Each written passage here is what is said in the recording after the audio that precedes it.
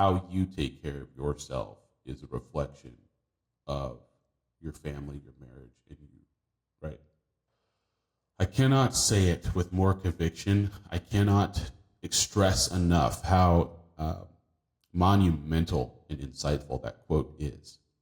I think we all know it subconsciously, but I think a lot of us need to hear it.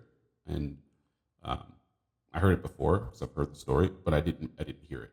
I didn't listen to it, I should say. I believe until recently, where there comes a day where you realize, you truly realize that it's you versus you. That the only reason you do not have what you want is because you are not doing what needs to be done. And the thing that hurts the most is that you know it. You know what you need to do, and you've been avoiding it because it's hard. That's it. You know it's hard, you know it's going to take a long time, and you're just afraid.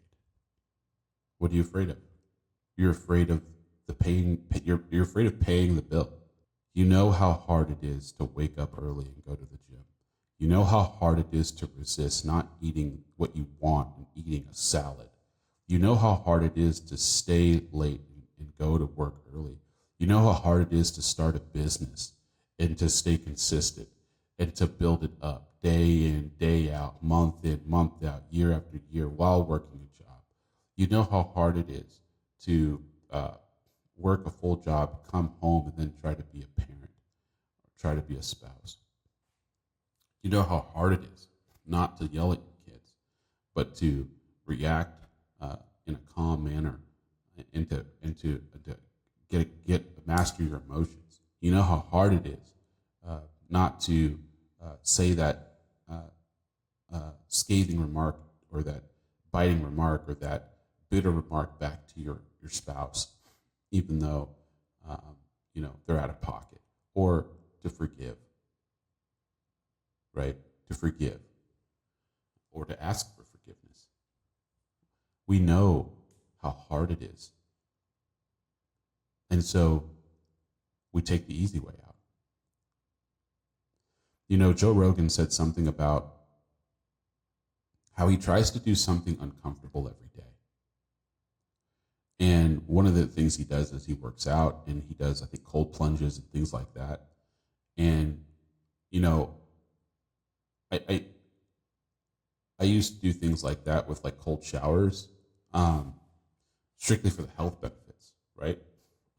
But there is something to be said that we should be doing something that makes us uncomfortable that we don't want to do every day. And when you force yourself to do something that you don't feel like doing, your mind realigns and you become stronger. And that's how discipline is formed. And I said this the other day. I think my life has changed in trajectory forever because I realize now that I don't require motivation. I realize that motivation is not a requirement to do. Motivation is not a requirement to do. You don't need to be motivated in order to take action. And I don't know why I never thought about that, but I heard that. And it was just like this bombing off in my mind. I don't have to be motivated. I kept thinking, in order for me to get this done, I have to be constantly motivated. I gotta listen to stuff. I gotta search for something. I gotta read something. I need inspo. No, you don't. You just need the goal. You just need to visualize and hold in your mind what you want. And then tell yourself, we do this because we want this. We don't care about how we feel today because we want to feel like this tomorrow. The other thing that has transformed my mind as well is falling in love with the work, not because of the work, but because I know that the man that I want to be and need to be to get the things I desire is only found in the work. Me doing this right now, me waking up at 2 o'clock and saying, I'm not going back to bed, I'm going to get up, get dressed, and do a show. That's the man who's going to be in the top 5 of the world. The man who says, my desires are under my have tos, behind the door if I don't feel like it, on the road of every day, that man is the man who is going to get the goals, because that man is relentless. The man who doesn't require motivation to do stuff and just does it because he fixes in his mind the goal and he says, this is the price and I'm willing to pay it. No matter what, I will not quit. That man will overcome all obstacles until he reaches what he desires. That's the man I want to be. That's the man I am chasing. That's the man that I'm falling in love with. That is the man right there, myself, my future self, my best self, whatever you want to call it. When you realize that you can become whoever you are, 2.0, 3.0, 4.0, there is no amount of upgrades that you can give yourself. You have unlimited upgrades in your life. The better you are as a man, the better you make every single person around you. The more controlled, the more prosperous, the more successful, the stronger physically, mentally. By making yourself valuable, you influence and raise the value of others. And this isn't what a lot of people have turned it into be. It's not a narcissistic, arrogant, self-idolatry, worshipful kind of self-love or grandizement. This is having to do with, and not even necessarily being, quote unquote, your best self. This is recognizing that you're on the road to be the best, but the best always understands that the best is never attained. Because wherever you are, wherever you think best is, you can be better. So the quest of best never ends. Well, why do we chase it? Because the desire is not really to be, quote unquote, the best and arrive. It's the desire to find out who you are and how far you can push. Can you break your limits? What's your ceiling? How far can I go? How high can I climb? It's challenging yourself to be better in every area. Well, I'm the best I've ever been in this area, this area, this area. Great. Now, where's your weakest area? Good. Now be the best in that. And by the way, don't let these other areas slip. But they will. Right? Because you're human. And that's the challenge. Right? It's hard when you're on keto for a month, you lose a bunch of weight, and then all of a sudden now you're gaining weight. How's that work? You're eating once a day, you're working out, you lose a bunch of weight, and all of a sudden it just stops. Do you quit? This isn't working. Or do you adjust? I don't know. I think there's a lot to be said for the consistent man. He's not up, he's not down. The book I was reading, or one of the books I just read, was The Psychology of Money. Morgan Housel, phenomenal book. It's actually, but I devoured that book, and I was so impressed by it. I bought copies of it for my siblings, and I bring that up because I got so tired of being less than what my potential is. I got so tired of not believing in myself.